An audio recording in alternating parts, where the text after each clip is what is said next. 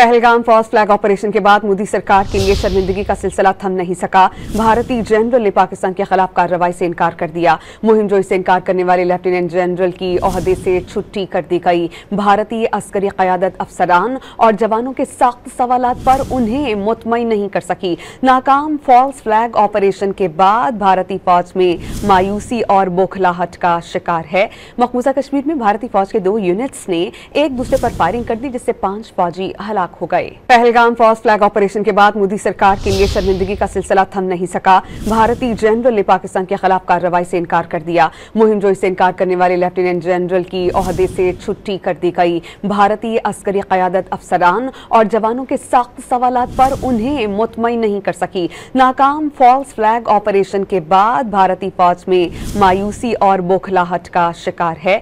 मकबूजा कश्मीर में भारतीय फौज के 2 यूनिट्स ने एक दूसरे पर फायरिंग कर दी, जिससे 5 फौजी हलाक हो गए।